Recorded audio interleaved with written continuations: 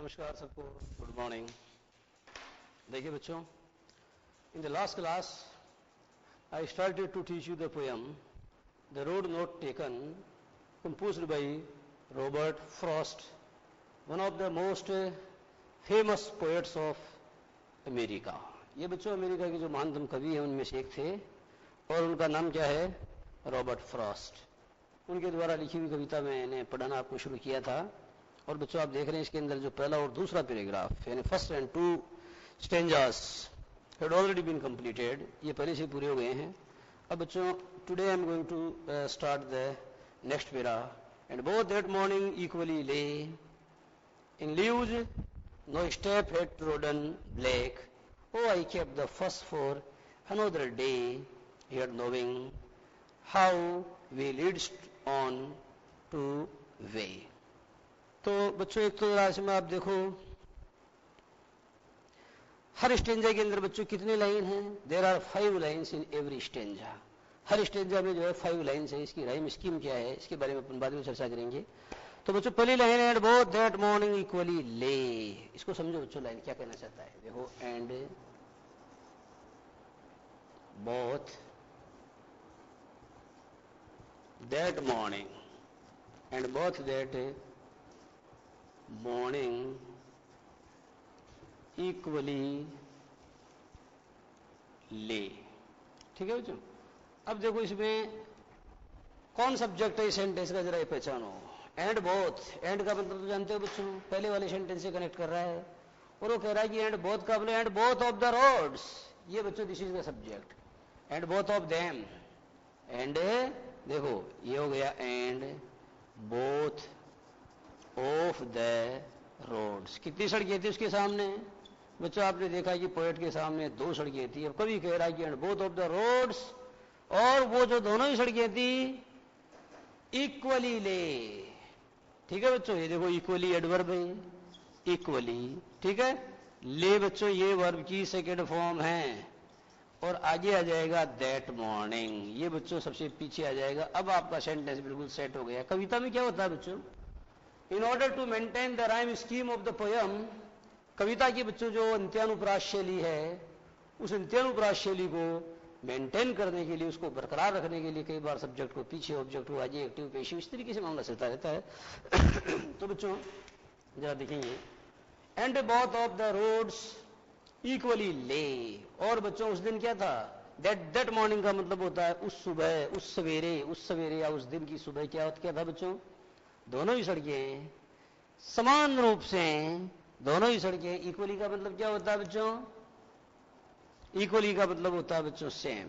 ठीक है, सेम का मतलब होता है समान रूप से।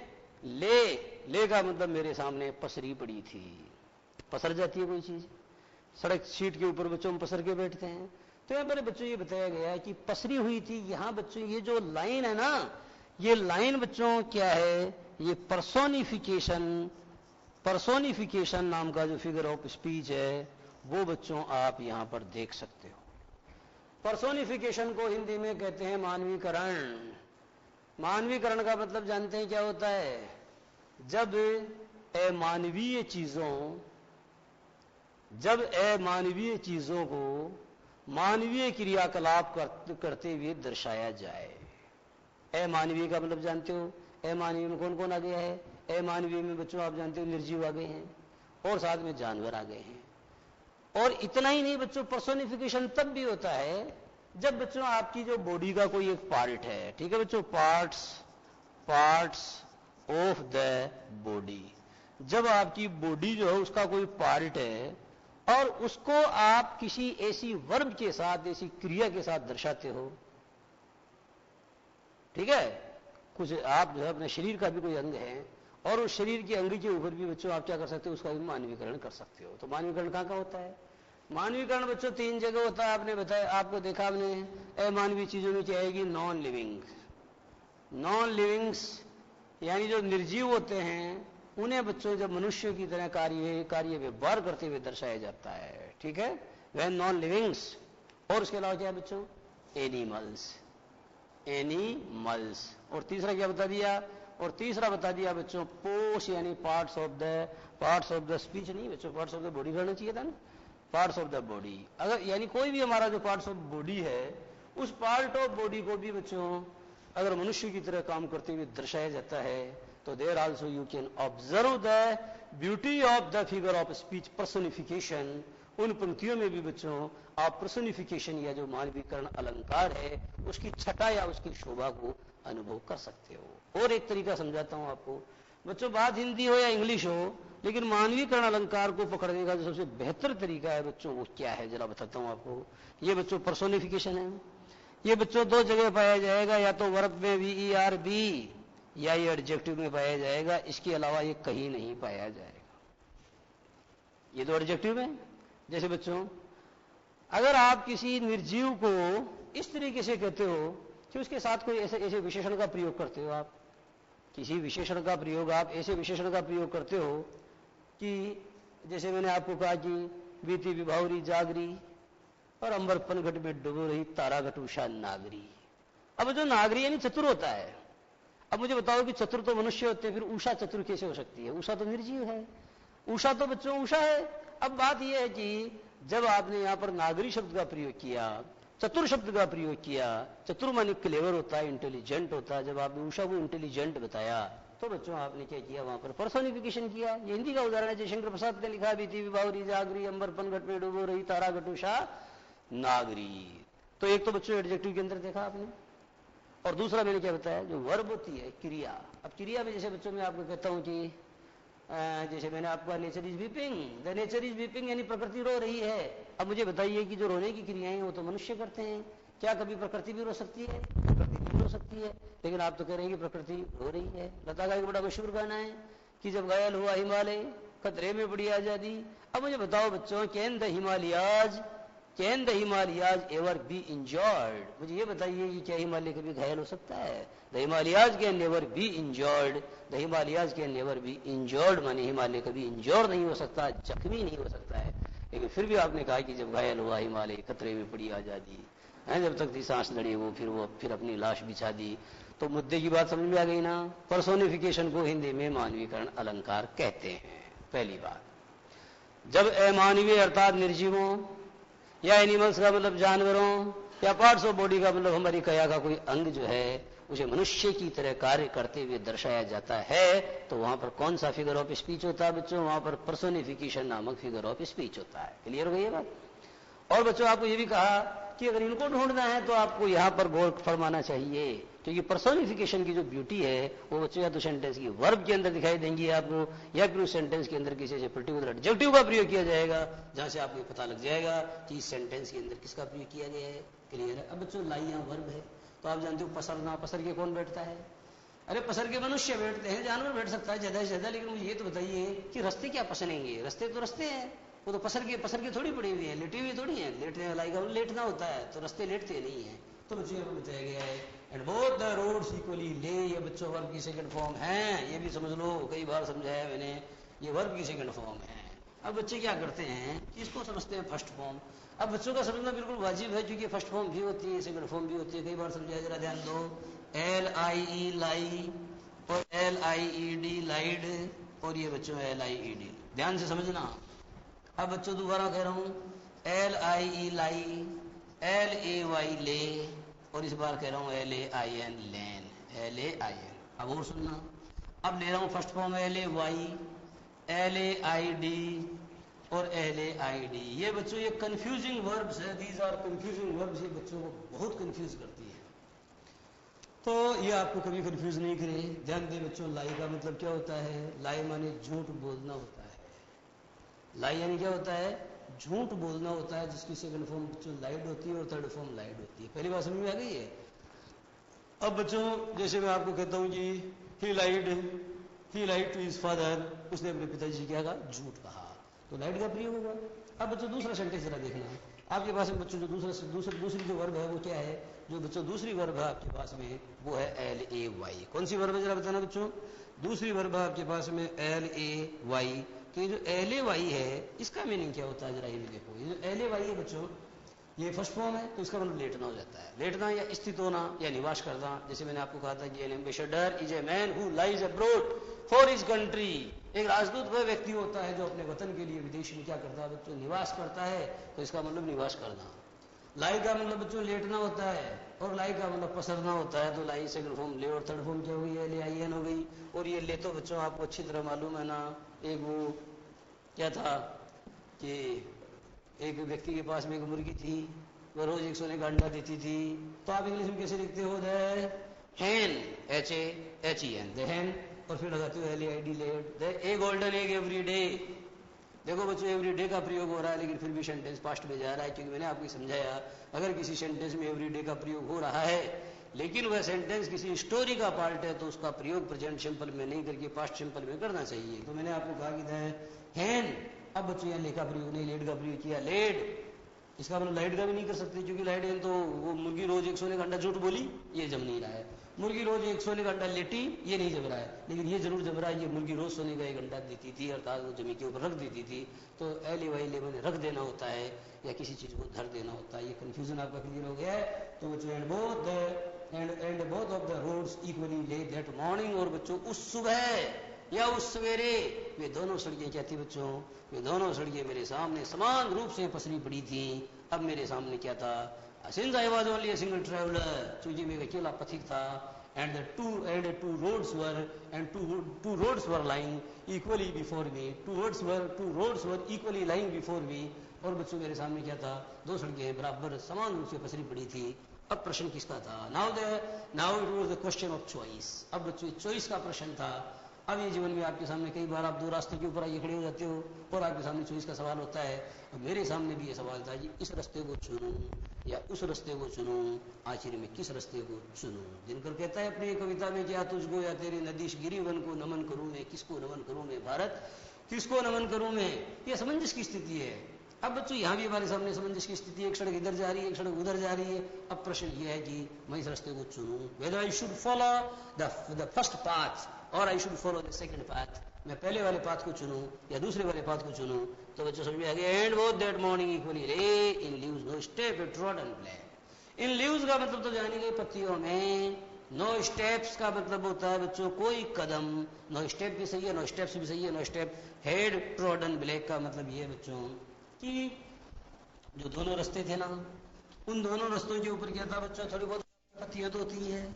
तो वो कह रहा है कि वो ये कह रहा है कि वो कह रहा है, देखो सेंटेंस की लाइन क्या है बच्चों, इन लीव्स यानी पत्तियों में, no step had trodden black. इसका मतलब बच्चों अब तक कोई भी स्टेप, कोई भी कदम, कोई भी मनुष्य का पांव जो है उसने क्या नहीं किया था, इन पत्तियों को रौंद कर काला नहीं किया था। ध्यान दो बच्चों, ट्रोडन डाउन ट्रोडन शब्द तो खूब सुना होगा, नहीं सुना तो सुनिए। ये बच्चों एक शब्द है डाउन ट्रोडन। अब प्रश्न ये होता क्या है, ये डाउन ट्रोडन बच्चों होता है दलित वर्ग को कहा जाता है। किसको कहा जाता है, दलित वर्ग। तो दलित का मतलब जानते हो, जिसको आप अपने पांव से दल देते हो, अर्थात जिसको अपने पांव से पदाक्रांत कर देते हो, कुचल देते हो, रौंद देते हो। तो बच्चों जो वर्ब है हमारे पास वो ट्रीड, फिर करोगे ट्रोड और थर्ड करोगे ट्रोडन। तो इसका मतलब ये हुआ कि no step had trodden the leaves black yet. इसका मतलब उन पत्तियों को बच्चों अभी तक कुचल कर, क्रश माने कुचल कर या रौंद कर किसी भी पांव ने अब तक उनको काला नहीं किया था, यानी पत्तियां बिल्कुल ताजा थी। And they were inviting me, और वो मुझे इनवाइट कर रही थी। दे वांटेड वियर, वो चाहती थी कि कोई उनके ऊपर चले। तो बच्चों वो रास्ते मेरे सामने कैसे थे, दे वर इनवाइटिंग मी, मुझे इनवाइट कर रहे थे। Oh I kept the first for another day. अब बच्चों ये क्या कहता है, कभी आपका ये कह रहा है कि मेरे सामने दो रास्ते थे और मैंने क्या दोनों किया। बच्चों जरा ध्यान देना, वो ये कह रहा है कि ये दो रास्ते हैं, ये फर्स्ट है, ये सेकंड है। यहाँ आपका पोएट खड़ा है, वो कह रहा है आई kept the first for another day, पहले वाले रास्ते को मैंने छोड़ दिया किसी और दिन के लिए, कि जिंदगी बहुत बड़ी है, किसी दूसरे दिन चल लूंगा, आज तो मैं दूसरे वाले रास्ते पे ही चल लेता हूं। तो पहले वाले रास्ते को बच्चों उसने छोड़ दिया, पहले वाले रास्ते को उसने छोड़ दिया और उसने कौन सा रास्ता चुना, उसने दूसरा रास्ता चुना।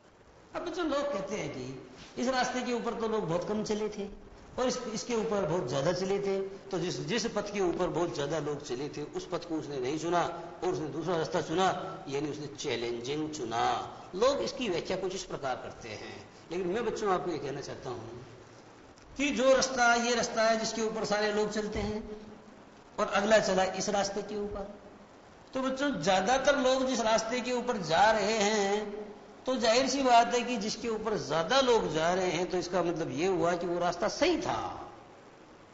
जब 100 व्यक्ति किसी एक रास्ते के ऊपर जा रहे हैं, एक रास्ता सुना है जिसके ऊपर कोई नहीं जाता है और आप जबरदस्ती उसके ऊपर जा रहे हो, तो चैलेंजिंग नहीं है, ये आपकी बेवकूफी भी है। ये चैलेंजिंग नहीं है, क्योंकि बच्चों होता क्या है कि इंसान को स्वयं को गलतियां करके नहीं सीखना चाहिए, बल्कि दूसरों की गलतियों से सीखना चाहिए।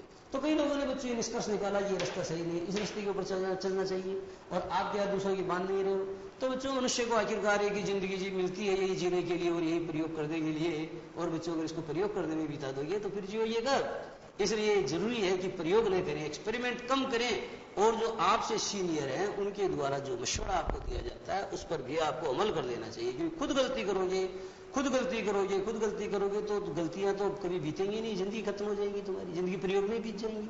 तो यहाँ पर बताया गया बच्चों कि इस रास्ते को इसने क्या किया, किसी और दिन के लिए छोड़ दिया, किसी और दिन चल लेंगे, और आज तक ये वाला रास्ता पकड़ते हैं। अब बच्चों बात दरअसल ये है कि इस रास्ते के ऊपर क्या थे, कांटे थे। आप जानते हो ज्यादातर लोग कौन सा रास्ता चुनते हैं, ज्यादातर लोग बच्चों मेहनत का रास्ता चुनते हैं, क्योंकि मेहनत का जो रास्ता है वही आपको मंजिल या मुकाम तक लेकर के जाता है। लेकिन जो कुछ लोग आलसी हैं, निकम्मे हैं, वो इस रास्ते से चलेंगे। अब इस रास्ते से चलेंगे, मौज मस्ती का रास्ता है, तो मौज मस्ती कर लो, लेकिन आपको क्या नहीं मिलेगा, but you will not achieve your goal. लेकिन आपको आपका गोल या आपका मकसद, आपकी मंजिल जो वो हासिल नहीं हो पाएगी। तो बच्चों आपकी कभी ने कौन सा रास्ता चुना, जरा बताना। आपकी कभी ने बच्चों जो है पहला रास्ता छोड़ दिया किसी और दिन के लिए, वो कहता oh I kept the first for another day. देखो बच्चों इसके लास्ट में कौन सा चिन्ह आ रहा है, मार्क ऑफ इंटरजेक्शन। ये ताज्जुब वाली बात है, हैरान करने वाली बात है, इट्स मच सरप्राइजिंग। ये भेद सरप्राइजिंग अर्थात ये भेद विस्मयकारी है। That the poet left the first way for some other day, कि उसने जो पहला वाला रास्ता है वो किसी अन्य दिन के लिए छोड़ दिया। और क्या किया बच्चों, येट नोविंग, येट का मतलब होता है बच्चों जरा ध्यान देना, ये येट शब्द है ना, इसका मतलब कुछ भी होता हो, लेकिन आपकी इस पंक्ति में इसका मतलब है डेस्पाइट। डेस्पाइट का मतलब होता है के बावजूद, डेस्पाइट नोविंग यानी ये जानने के बावजूद। How way leads two way. देखो बच्चों आप इस रास्ते के ऊपर गए, यहाँ चले, यहाँ से दूसरा रास्ता मिल गया, फिर चल पड़े, फिर दूसरा रास्ता चल पड़े, चलते ही रहोगे। तो इस बात को मैं बखूबी जानता था, I knew it very well that one way leads to another way, अर्थात एक रास्ता दूसरे रास्ते में खुल जाता है, एक रास्ता दूसरे रास्ते में खुल जाता है। और बच्चों ये जो राहें कभी खत्म नहीं होती है, लेकिन राही जरूर खत्म हो जाता है। राहें कभी खत्म नहीं होती है, परंतु राही जरूर खत्म हो जाता है। येट नोविंग अर्थात डिस्पाइट नोविंग दैट, हालांकि मैं इस बात को बखूबी जानता था, although I knew it very well that how ways leads on to way, अर्थात कैसे एक रास्ता दूसरे रास्ते में निकल जाता है, यानी रास्ता आगे से आगे निकलता जाता है। I doubted, मुझे इस बात का शक था, if I should ever come back, मुझे इस बात का शक था, यानी I suspected that, अर्थात मुझे इस बात का संदेह हुआ, that whether I should ever be able to return or not, कि मैं कभी इस दूसरे रास्ते को जिसको छोड़ के जा रहा हूं, क्या मुझे दोबारा जिंदगी में कभी इस रास्ते के ऊपर चलने का मौका भी मिलेगा कि नहीं। तो बच्चों इस क्रम में अपनी बात जारी रहेगी, परंतु इससे पहले हमने ये 2 मिनट का ब्रेक।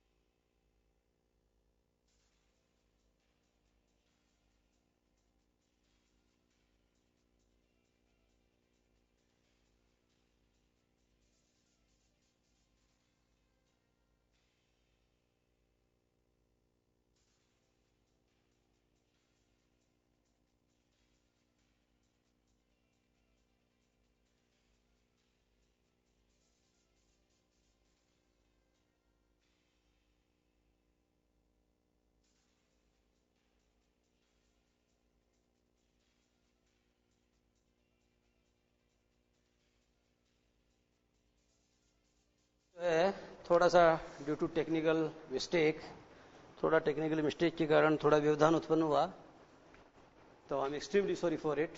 अब बच्चों मैं आपको बता रहा था कि the poet doubted, I mean the poet suspected, poet को इस बात का शक हुआ whether he should ever be able to, whether he should ever be able to visit the first way in his lifetime और not. उसको अपने जीवन काल में पहले वाला रास्ता जो उसने कभी किसी और दिन के लिए पोस्टपोन कर दिया, छोड़ दिया है, क्या उसको उस रास्ते को विजिट कर देगा, कभी दोबारा मौका मिलेगा या नहीं मिलेगा? उसको शक हो गया, क्योंकि वो खुद बुद्धिमान था, ही वाज वाइज एनफ, वो खुद बुद्धिमान था, he knew it very well that, वो इस बात को जानता था कि जब आप एक रास्ता पकड़ के चल पड़ते हो तो कहां दोबारा उस रास्ते के ऊपर आने की संभावना। जैसे बच्चों आपके सामने दो रास्ते हैं, आप टीचर बन जाएं या आप डॉक्टर बन जाएं। अब आप सोचते हो यार डॉक्टर की पढ़ाई किसी और दिन पढ़ लेते हैं, आज तो आर्ट से ले लेते हैं, तो मास्टर बन गए आप। अब मुझे बताओ क्या इस जीवन में कभी दोबारा उस बीए को छोड़ करके बीएससी करके दोबारा डॉक्टरी, वो कौन सी जो भी आपकी पीएमटी वगैरह है वो सब करके क्या आप दोबारा डॉक्टर बनने का सपना साकार कर सकोगे इस जीवन में? बच्चों जब एक रास्ता आप पकड़ लेते हो तो पहले टीचर बनते हो, फिर सीनियर टीचर बनते हो, फिर लेक्चरर बनते हो, और रास्ता आगे से आगे निकलता जाता है। लेकिन जो रास्ता छूट गया है वो तो छूट ही गया है, जो रास्ता छूट गया है वो तो छूट ही गया है। उसको इस बात की डाउट थी, क्योंकि वो जानता था कि किस प्रकार से रास्ता आगे से आगे निकलता जाता है, एक रास्ते के अंदर दूसरा रास्ता मिलता जाता है, और व्यक्ति क्या करता है, जिस बिंदु से वो स्टार्ट हुआ था उस बिंदु पर दोबारा इस जीवन काल में कभी लौट नहीं पाता है। तो बच्चों यही बताया गया है कि yet knowing how way Leeds on two way, यानी ये जानने के बावजूद, डिस्पाइट शब्द बोला बच्चों मैंने, येट की जगह क्या बोला, डिस्पाइट, डिस्पाइट की जगह इंस्पाइट का प्रयोग भी हो सकता है, लेकिन फर्क ये है कि अगर आप इंस्पाइट का प्रयोग करोगे तो ध्यान दो इंस्पाइट के बाद में ऑफ भी आएगा और या नहीं आएगा। समझ में आ गई? ये दोनों का मतलब एक होता है डिस्पाइट यानी के बावजूद, इंस्पाइट ऑफ का मतलब भी के बावजूद, लेकिन इंस्पाइट के बाद में ऑफ का प्रयोग अनिवार्य तो होता है, लेकिन डिस्पाइट के बाद में ऑफ का प्रयोग हरगिज नहीं होता। ये ध्यान देने लायक बात है बच्चों, कई परीक्षा में पूछा हुआ प्रश्न है, ठीक है? Okay, I shall be telling this with a Sai.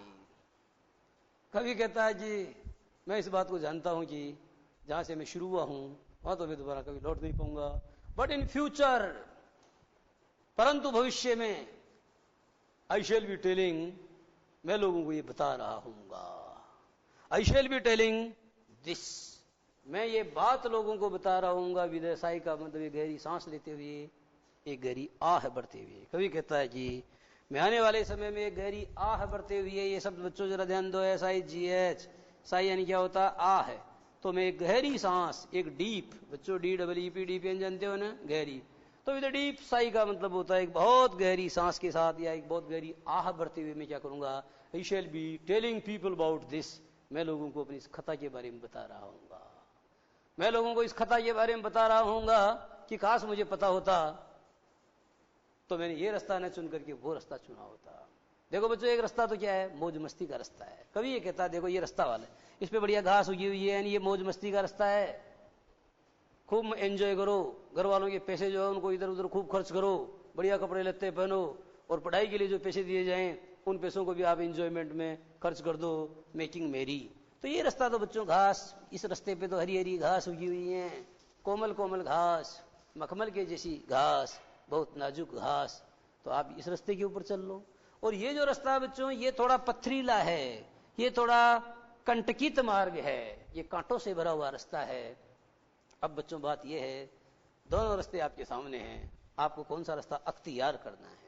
यदि आप ये मौज मस्ती वाला रास्ता अख्तियार करोगे तो बाद में पछताओगे, जैसे कभी पछता रहा है, और फिर वही बात आएगी अब पछताया न हो क्या, जब चिड़िया चुग गई खेत, फिर तो खेत का बरसा जब कृषि सुखाने, समय चूकी पुनी का पछताने। इसका मतलब ये हुआ बच्चों कि जब एक बार मान लो क्या कहते हैं कि का बरसा, जब कृषि सुखाने, फिर अगर बारिश आई भी तो आई, क्या मतलब निकला, जब खेत सूखने के बाद बारिश आई तो फिर उस बारिश का कोई औचित्य नहीं है। तो का बरसा जब कृषि सुखाने, समय चूकी पुनी का पछताने। जब एक बार समय निकल गया बच्चों तो इस कवि की तरह पछताने के अलावा, हाथ मलते रह जाने के अलावा आपके पास में दूसरा रास्ता नहीं होता है। तो ये रास्ता बच्चों किसका प्रतीक है। अब लोग कहते हैं इसकी जो है इस प्रकार से व्याख्याएं की जाती है, बुक्स के अंदर भी इस तरीके की व्याख्याएं हैं कि साहब उसने चैलेंजिंग मार्ग चुना। ये चैलेंजिंग मार्ग नहीं है, यदि उसने चैलेंजिंग मार्ग चुना होता तो उसको अपने जीवन के अंतिम पड़ाव के ऊपर पछताना नहीं पड़ता। ये मेरा निष्कर्ष है, दिस इज माई कंक्लूजन। तो बच्चों, मैं अपने कंक्लूजन से और अपने व्यू पॉइंट से आपको चीजें पढ़ा रहा हूं।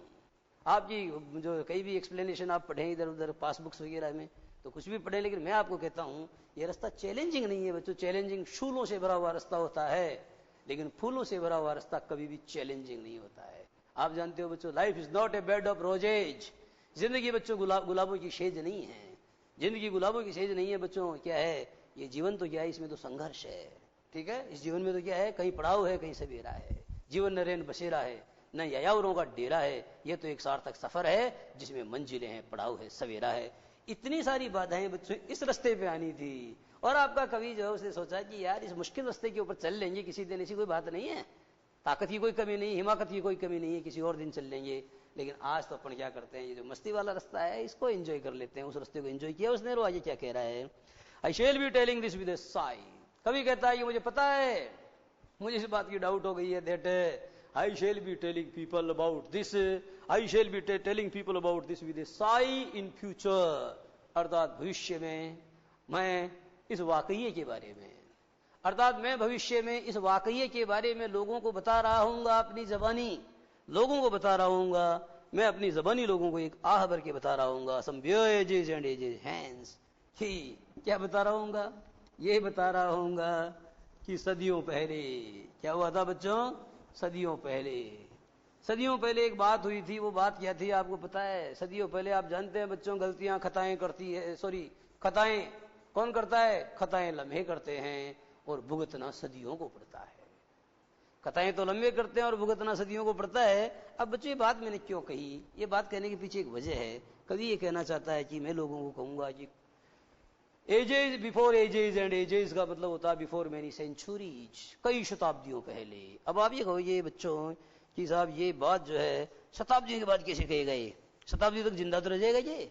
तो बात दरअसल बच्चों ये है कि ये शताब्दियों तक जिंदा नहीं रहेगा। यहाँ पर बात को बहुत ज्यादा क्या करके कहा गया है, बात को बहुत ज्यादा बढ़ा करके कहा गया है। इसलिए बच्चों इसको आप क्या बोलते हैं जरा ध्यान देना। इसको बच्चों ये भी एक फिगर ऑफ स्पीच है जिसको अंग्रेजी में कहा जाता है हाइपरबोल या एग्जेगरेशन। हाइपरबोल या एग्जेगरेशन का मतलब होता है बच्चों अतिशयोक्ति। क्या होता है?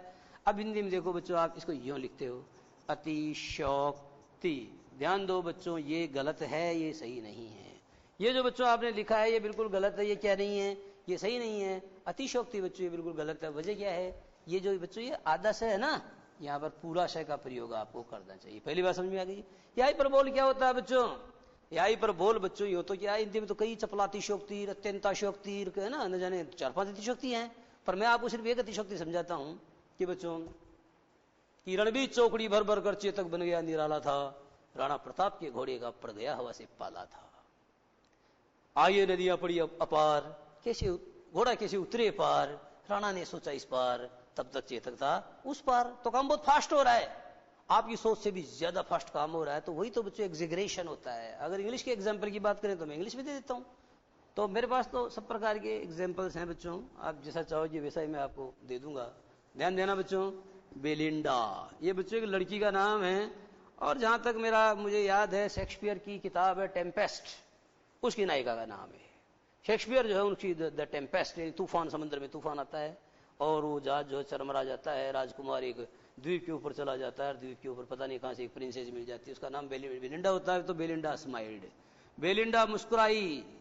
एंड और बच्चों आइए क्या हुआ, and all the world, and all the world यानी सारी दुनिया। बेलिंडा मुस्कुराई and all the world is, नहीं इज क्यों, वाज गे, मतलब समझ आ गया? ये बच्चों वो नहीं जो आप समझ रहे हो। ये का मतलब प्रसन्न होता है, प्रसन्न, खुश। तो यहाँ पर बताया गया Belinda smiled and all the world is was gay, यानी बेलिंडा मुस्कुराई और सारी दुनिया झूम उठी।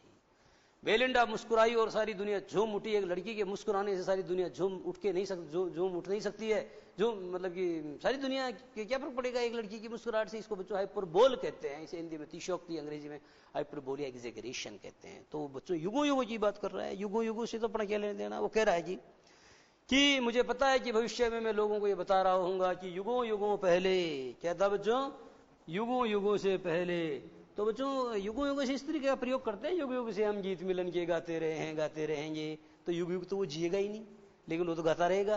तो इसको बच्चों हाइपरबोल कहते हैं, इसको एग्जेगरेशन कहते हैं, जब बात को बहुत बड़ा चढ़ा करके एग्जेगरेट करके कहा जाता है। That's what we call the figure of speech hyperbole in English. Clear हो गया है? यानी हाइपरबोल कई जगह इसका उच्चारण आपको हाइपरबली भी देखने को मिलता है, तो आप देखेंगे। अब वो कहता है बच्चों कि मैं लोगों को ये कह रहा हूँ कि युगों युगों पहले एक भूल हुई थी मुझसे, एक गलती हुई थी मुझसे। युगों युगों पहले क्या हुआ था बच्चों? एक भूल हुई थी मुझसे, एक गलती हुई थी, ऐसा मैं लोगों को बता रहा हूँ। क्या? Somewhere ages and ages, hence का मतलब होता है 10, हैंस का मतलब होता है बच्चों 10, यानी होता है इस प्रकार। बिफोर मेनी एजेज, समवेयर अर्थात कई युगों पहले, युगों युगों पहले जो है किसी जगह पर क्या था? एक सड़क बच्चों दो सड़कों में फट रही थी। वो कह रहा two roads diverged in a wood, दो सड़कें जो है फट करके एक वुड के अंदर अर्थात एक जंगल में क्या था बच्चों? एक रोड जो दो सड़कों के अंदर विभाजित हो गया था।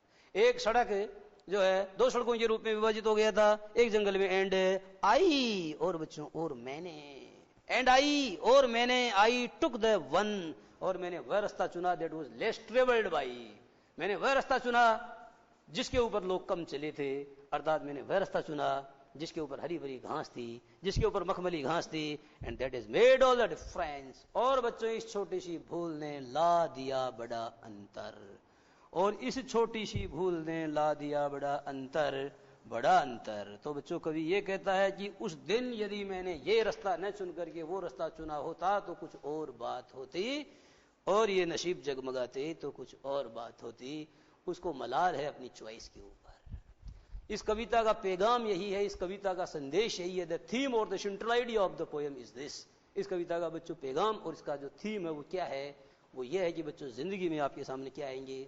ऐसे बहुत से क्षण आएंगे कि आपके सामने चुनाव का प्रश्न पैदा होगा। तो बच्चों सोचो, पहले तोलो, उसके बाद बोलो, तोलो उसके बाद बोलो, और उसके बाद में जाकर के किसी चीज का चयन करो। आप अपने अभिभावकों की राय ले सकते हैं, अपने गुरुजनों की राय ले सकते हैं, लेकिन एक बार अगर आपने कोई गलत निर्णय ले लिया तो बच्चों आपको हम कह चुके हैं कि जो खताएं हैं वो तो लम्हे करते हैं, एक पल में एक गलती होती है, खताएं तो लम्हे करते हैं लेकिन भुगतना सदियों को पड़ता है। खताएं तो लम्हे करते हैं लेकिन भुगतना किसको पड़ता है बच्चों? लेकिन भुगतना तो सदियों को पड़ता है। इसका मतलब समझ में आ गया आपके? तो इस तरह से बच्चों आपने देखा कि आपकी पोएम खत्म हो गई है, और इस तरह से बच्चों आज की बात यही समाप्त, और आगे वाली बात अगली क्लास में। नमस्कार।